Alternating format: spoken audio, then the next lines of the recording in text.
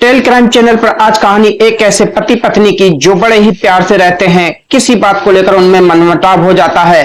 रात को जब पति बिस्तर पर सोने जाता है तो उसकी पत्नी कहती है, तुम चुपचाप अपनी तरफ सोना, खबरदार जो सीमा लांघने की कोशिश की। मायरा ने अमन और अपने बीच एक तकिया रख दिया और पलट गई।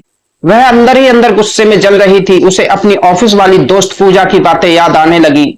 पूजा के अनुसार मर्द अगर छोटे छोटे झगड़ों को सुलझाने या प्यार जताने के लिए आगे न बढ़े तो सचेत हो जाना चाहिए कि उसके जीवन में कोई और है और किसी भी क्षण उस शादी को टूटने के लिए उसे मानसिक तौर पर तैयार रहना चाहिए। उसकी उटपटांग बातों ने दिमाग को और प्रदूषित कर दिया। बस यहीं से मायरा के मन में शक का बीज पड़ गया और वह अमन के मोबाइल और मेल पर नजर रखने लगी। नतीजा सामने था। फोन में अमन व रोमा की तस्वीर साथ देखकर सवाल करने लगी तो झगड़ा और बढ़ गया। अमन भी देर रात तक करवटें बदलता रहा। नींद उसकी आंखों से कोसों दूर थी। उसे पता था कि उसके परिवार के रहने सहन मायरा के लायक नहीं है। उसकी मां की शक्ति भी कुछ ज्यादा ही थी। कोई भी पढ़ी लिखी लड़की बेवजह की जिल्लत क्यों सहेगी। तभी तो वह मायरा के साथ अलग रहने के लिए भी तैयार हो गया। वह इस बात पर कितनी खुश हो गई थी कि रोमा के साथ की इस तस्वीर ने बीच में आकर बेड़ा गर्क कर दिया। जबकि रोमा अमन के स्कूल के समय की दोस्त है। दोनों के बीच दोस्ती से ज्यादा और कुछ भी नहीं था। फिर भी उसकी बात पर झगड़ा कर मायरा ने आज फिर से मुंह फेर लिया। बारिश की एक दोपहर में ऑफिस से निकलते हुई रोमा अमन को रास्ते में मिल गई। तभी पता लगा कि रोमा के पिता बीमार हैं और वह अकेली ही है। उनकी देखभाल कर रही है। खुद भी अपनी परेशानियों से घिरी है जिसके बारे में अमन कुछ जानता भी नहीं है। पुराने दोस्तों के मिलने की खुशी अलग ही होती है। अमन ने याद के लिए एक सेल्फी ले ली। अब वही तस्वीर झगड़े की वजह बन चुकी थी। अमन अपने पक्ष में जितनी दलीलें दे रहा था उतना ही फंसता जा रहा था। अमन अपनी परेशान दोस्त को छोड़ भी नहीं पा रहा था। उसका जीवन चारों ओर से परेशानियों से घिरा हुआ था। दफ्तर से घर लौटता तो मां के ताने सुनने पड़ते। मां अमन से कहती, जा बेटा अपनी जिंदगी जी ले, बहन की शादी की तुझे क्या चिंता, जन्म मैंने दिया तो जिम्मेदारियां मेरी ही हैं। अमन अपनी मां से कहता है कि मैं भी फिक्र करता हूं मां, आप ऐसा ना सोचें। मां को दिलासा देकर अमन जब मायरा तक पहुंचता है तो उसकी शिकायतों का पिटारा खिल जाता है। वह समझ नहीं पा रहा था कि जिंदगी में तारतम्य बिठाए तो कैसे कि सभी खुश रहें। अमन जानता था कि शादी व प्यार मनमनुहार से ही चलता है।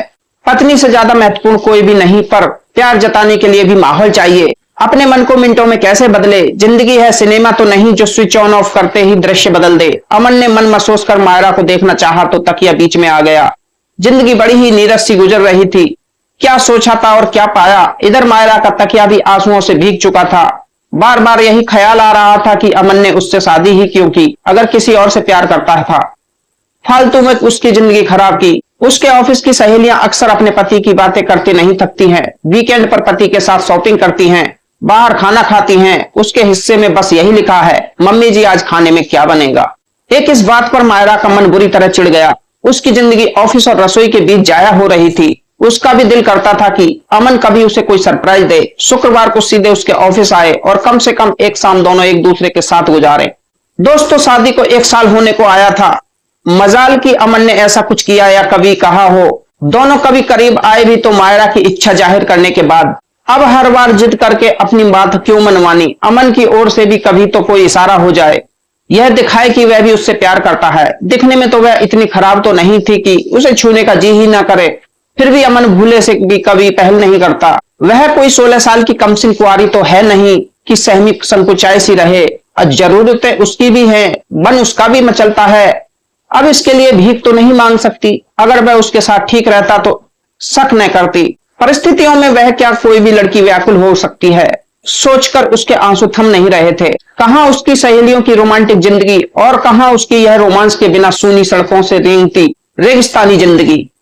कुछ भी हो जाए अब और न सहेगी। उसे और कुछ समझ में नहीं आया तो गुस्से में आकर फिर से तकिया रख दिया। दरअसल मायरा बेहद संवेदनशील थी। उसकी शादी के लिए एक से एक रिश्ते आए थे, पर उसे हर जगह कोई ना कोई कमी दिख जाती।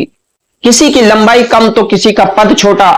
सच्चाई तो यह थी कि वह बहुत महत्वाकांक्षी थी। महत्वाकांक्षा कोई गलत बात तो नहीं, पर कभी कभी यह निराशजनक स्थितियां पैदा कर देती है जहां दूर दूर तक आशा की कोई रोशनी दिखाई नहीं देती। इन दुख के क्षणों में मायरा को अपनी बड़ी बहन का ध्यान आया। क्यों ना वह कुछ दिनों के लिए उनके पास चली जाए। सुबह होते ही मायरा ने अपना फैसला सुना दिया। मायरा सारी उम्र चार दीवारी में कैद पक्षी की तरह नहीं जी सकती। यहाँ पागल होने से अच्छा है दीदी के पास चली जाऊं। मायरा की बातें सुनकर अमन कहने लगा, नहीं नहीं ऐसा मत करो, मुझे थोड़ा सा वक्त दो। दरअसल मम्मी के मन में वहम है कि हम दोनों की नजदीकियां बढ़ी तो बहन की शादी की बात दरकिनार हो जाएंगी। मायरा अमन से कहने लगी, बेटी से इतना स्नेह की बेटे की खुशी देखी नहीं जा रही, फिर तो तुम्हें बहन की शादी कराकर ही अपनी शादी करनी चाहिए थी। फिर अमन कहने लगा, हाँ कोशिश की थी मगर ढंग का रिश्ता भी तो मिलना चाहिए। मायरा अमन से कहती है, हाँ तो ढूंढो ना, जब सारी जिम्मेदारियां निभा लोगे तब मुझे लेने आना। मायरा किसी हाल में झुकने को तैयार न थी। ऑफिस व घर के काम का बोझ तो सह भी लेती अगर अमन के प्यार का मरहम लगता। अमन किंग कर्तव्य विमूढ़ था। शायद वह अपने ही परिवार के व्यवहार से दुखी था। माँ और बहन पहले ही उसे नहीं समझ रहे थे और अब मायरा भी कुछ सुनने को तैयार नहीं थी। उसने बहुत हाथ पांव जोड़े पर वह रुकने के लिए कतई राजी नहीं हुई। समझ में नहीं आ रहा था कि करे तो क्या करे। वह अपने परिवार का इकलौता लड़का था। शादी के लिए छोटी बहन कुंवारी थी। माताजी की इच्छा थी कि वह पहले बेटी के हाथ पीले कर दे फिर बेटे की शादी हो। लड़के के लिए अच्छे परिवार का रिश्ता आया तो मना नहीं कर पाई। बेटी की शादी धूमधाम से संपन्न करने के बाद ही बहू घर लाना चाहती थी। उसके मन में एक ही डर व्याप्त था कि बहू उनके बेटे को अपने रंग में न रंग ले, इसलिए वे शादी टालना चाहती थी। मगर सगाई के कुछ ही दिनों बाद जब लड़की वाले शादी के लिए जोर देने लगे तो उन्होंने बड़े ही बेमन से रजामंदी दे दी। कहीं ना कहीं वे बुरी तरह से खार खाए हुए रहती थी। जब जब बहू की लगाम कसने की फिराक में लगी रहती थी। ऑफिस से घर आते ही एक प्याला चाय पूछने के बजाय खाने की फरमाइशों की झड़ी लगा देती। बेचारी लड़की मरमर के सारे काम निपटाती। आराम करने जब अपने कमरे में आती तो पति के प्यार और रोमांस तक के लिए तरस जाती। मायरा क्या करती, कहां जाती, अपनी नाराजगी दिखाने से भी कुछ हासिल नहीं हो रहा था। उसे कुछ समझ में नहीं आ रहा था। अपना दुख घर वालों को बताकर परेशान नहीं करना चाहती थी। तभी चुपचाप अगली ही सुबह बड़ी बहन के घर आ गई। वह उसी शहर के दूसरे कोने में रहती थी। पहले तो मायरा को अचानक अकेली आई देखकर जीजाजी चौंक गए, पर दीदी ने उसके उतरे चेहरे को देखकर कुछ भी पूछने से मना कर दिया। इधर मायरा के जाने के बाद अमन बहुत अकेलापन महसूस कर रहा था। बार बार पिछली घटनाओं को जोड़कर देखने पर भी उसे कुछ भी नजर नहीं आ रहा था। तब मजबूर होकर उसने जीजाजी के ऑफिस के फोन नंबर पर फोन लगाया। जीजा कहने लगे, कम उम्र लड़की पर रसोई ऑफिस के साथ साथ परिवार की मान मर्यादा ढोने का बोझ डाल दिया तुमने। कुछ दिन तो आजाद परिंदे के समान जीते, तब तुम्हें समझ में आता कि मायरा कितनी खुशमिजाज और प्यारी लड़की है। अमन कहने लगा, जीजाजी एक मौका दिला दीजिए, मैं मायरा का दिल जीत लूंगा। जीजाजी अमन से कहने लगे, जो एक साल में न कर पाए वे अब कैसे करोगे। अमन ने जीजा से कहा, मैं उसके ऑफिस के पास शिफ्ट हो जाऊंगा। जीजा कहने लगे, इस बात के लिए तुम्हारे घर वाले तैयार हो जाएंगे। अमन कहने लगा, मैंने उनसे बात कर ली है, अभी तो बहन साथ है तो अलग रह लेंगे, बाद में सबको साथ ही रहना है, तब तक मायरा भी एडजस्ट कर लेगी। परिवार की जिम्मेदारियों को निभाने के लिए मैं ऑफिस से पहले घर आ जाऊंगा और फिर मायरा के पास चला आऊंगा। जीजा अमन से कहने लगे, ठीक है तो मैं कुछ करता हूं। अगले हफ्ते मायरा के जन्मदिन की पार्टी रखी है, तुम चाहो तो आकर अपनी बात करने की कोशिश करना, पर मुझसे किसी किस्म की मदद की कोई उम्मीद मत रखना।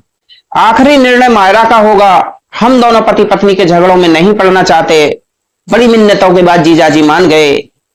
उनकी गिनती शहरों के जाने माने प्रतिष्ठित व्यक्तियों में थी। वे चाहते तो अनाधिकार कुछ भी कह सकते थे, परंतु उन्होंने न केवल मायरा को सहारा दिया बल्कि उसके ऊपर भी कोई आपत्तिजनक टिप्पणी नहीं की। अब अमन को समझ में आ रहा था कि उन दोनों के घर के वातावरण में कितना फर्क था। आजाद ख्याल मायरा उसके घर के संकीर्ण माहौल में क्यों कुमला गई। खैर अमन बस इसी बात पर खुश था कि उसे मायरा को मनाने का मौका मिल गया। मायरा अमन को याद कर सुबह से ही उदास थी। माना अमन से गुस्सा होकर आई, पर वह चाहता तो मना भी सकता था। ना फोन ना मेल, जाने कैसा बेरुखी आदमी है। मायरा की फ्रेंड ने जो कहा शायद वही सच है, तभी तो वह भी हाथ पर हाथ धरे बैठ गया है। ऐसे व्यक्ति से क्या उम्मीद की जा सकती है जो इंसान एक तकिया तक न लांघ सका। वह अपनी माँ की बात काटकर घर की दहलीज किया भला क्या लांघेगा। यही सब सोचकर मन उद्विलित था। इन बातों से बेखबर दीदी उसकी पसंद का खाना बना रही थी। दोनों बहनों की उम्र में का बहुत फर्क था। उनके बच्चे कॉलेज में पढ़ रहे थे, तभी तो दीदी ने अपने घर में उसे ऐसे रखा जैसे कोई नन्हा बच्चा भटकता हुआ खेलने पहुंच जाता है, और ममता की मारी गृह लक्ष्मी चॉकलेट खिलौने देकर उसे प्रसन्न किया करती है। मायरा खुशी खुशी शाम की पार्टी की तैयारियां कर रही थी। यहाँ हर तरह की आजादी थी, पर फिर भी मन में एक अजीब सा सूनापन था।